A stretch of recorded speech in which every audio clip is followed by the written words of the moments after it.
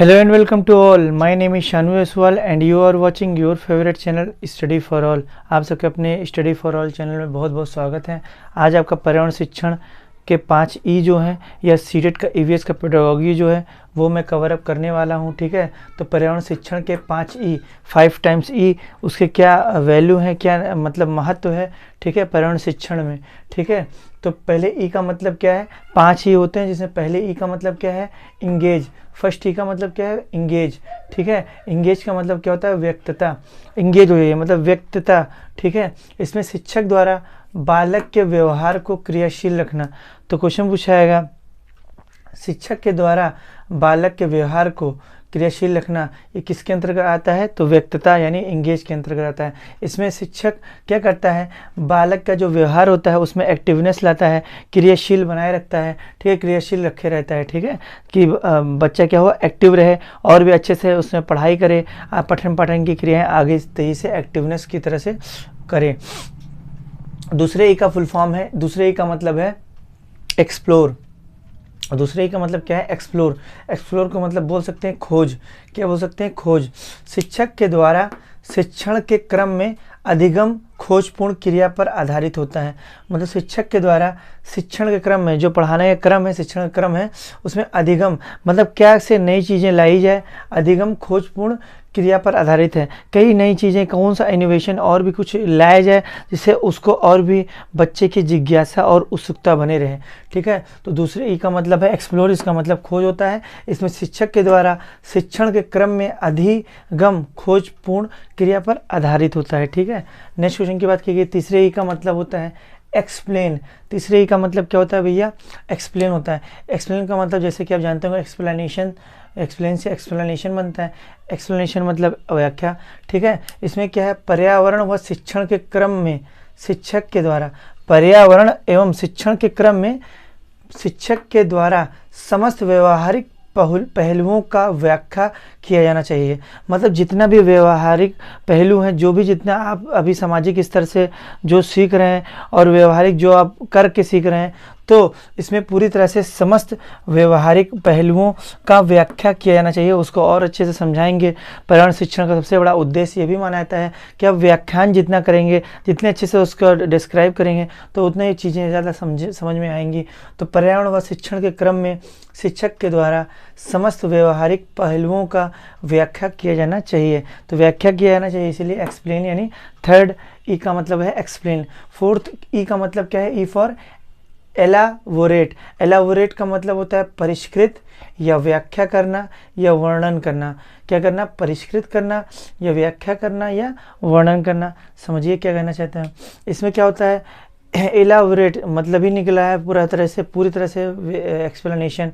शिक्षक के द्वारा बालक के व्यवहार के द्वारा, शिक्षक के द्वारा जो बालक का व्यवहार है उसके द्वारा अध्ययन के पश्चात, पहले जो शिक्षक के द्वारा है और जो बालक का व्यवहार है उसके द्वारा जब ये अध्ययन करेगा एक शिक्षक, तो अध्ययन के पश्चात उनकी राय वातावरण एवं पारिस्थितिकियों का व्यवहारिकता के साथ व्याख्या करना चाहिए। जैसे उसने कितना सीखा अपने जैसे परिवेश में जो बच्चा रह रहा है उस पौधे से क्या सीख रहा है, उस पौधे से क्या उपयोगिता है, उसने जितना सीखा, और जो शिक्षक जितना और उससे संबंधित और भी कुछ जोड़ के बता दे एक्स्ट्रा। ठीक है, मतलब वातावरण एवं पारिस्थितिकियों का व्यवहारिकता के साथ, व्यवहार जो कर रहा है, ठीक है, व्यवहारिकता के साथ व्याख्या करेगा। मतलब हम जो व्यवहारिकता जीवन में जी रहे हैं सामाजिक जीवन से जोड़ देंगे। अधिगम एनसीएफ 2005 भी तो कहता है कि चीज़ों को, कक्षागत कार्यों को किससे जोड़ना, बाहरी चीज़ों के वातावरण से जोड़ना। ठीक है, तो ये भी इसे बोलते हैं इलाबोरेट। ठीक है, जिसे परिष्कृत, व्याख्या या वर्णन कहते हैं। ठीक है, इतने उम्मीद करता हूँ समझ में आया होगा। ठीक है, नेक्स्ट क्वेश्चन की बात की जाती है, तो नेक्स्ट क्वेश्चन देखिएगा, ध्यान से देखिएगा। ठीक है, नेक्स्ट क्या है, ध्यान से देखिएगा। नेक्स्ट ये है, ठीक, नेक्स्ट देखिएगा आप सब। ठीक, देखिएगा इलावेशन क्या बोलते हैं, इलावेशन। इलावेशन का मतलब क्या करना, मूल्यांकन करना। भैया 5 चीज़ तो मूल्यांकन, पहले हम मूल्यांकन नहीं करेंगे, इतना चीज़ कर लिया, अब बच्चे का मूल्यांकन नहीं किया कि बच्चा इससे पूरी तरह से क्या सीख मिल रहा है, क्या सबक उसे मिल रहा है। तो देखिएगा इलावेशन का मतलब मूल्यांकन। इसमें क्या होता है, शिक्षण अधिगम के उपरांत शिक्षक के द्वारा समस्त सारी पहलुओं, समस्त मतलब सारी पहलुओं की विस्तार से व्याख्या की जानी चाहिए। जब ओवरऑल आप सब सारी चीज़ बता दीजिए तो पूरा शिक्षण अधिगम का सबसे खूबसूरत चीज़ ये होता है कि शिक्षण अधिगम के उपरांत शिक्षक के द्वारा समस्त पहलुओं पर, समस्त जितने भी पहलू है उससे संबंधित की पूरी तरह से विस्तार से क्या करनी चाहिए, व्याख्या की जानी चाहिए। ये कहलाता है इलावेशन, यानी जिसे बोलते हैं मूल्यांकन।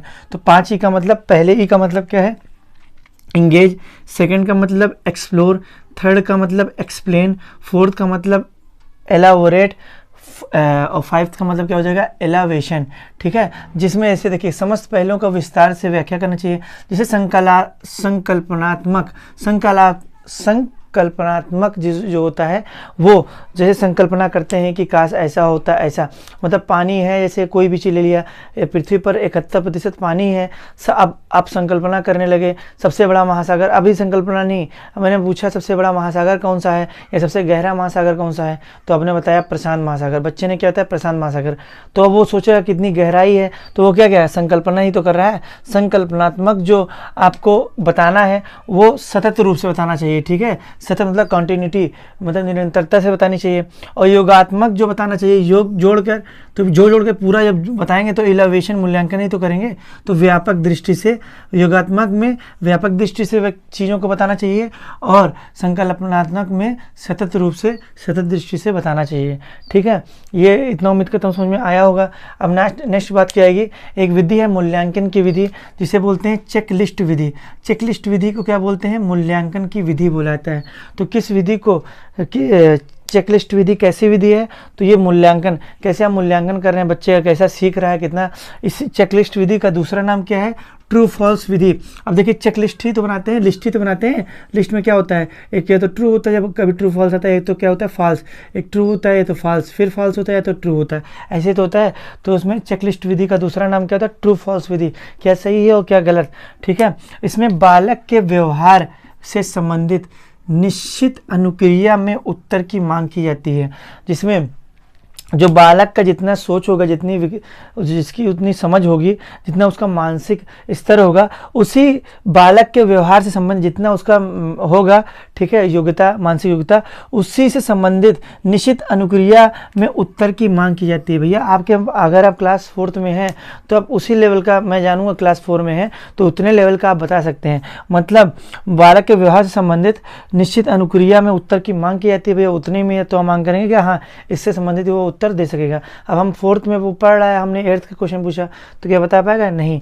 शिक्षक छात्र से मानसिक स्तर के विभिन्न प्रश्न पूछता है, मतलब मानसिक स्तर के, बहुत ध्यान से देखिएगा, क्या भैया, मानसिक स्तर के विभिन्न प्रश्न पूछता है शिक्षक।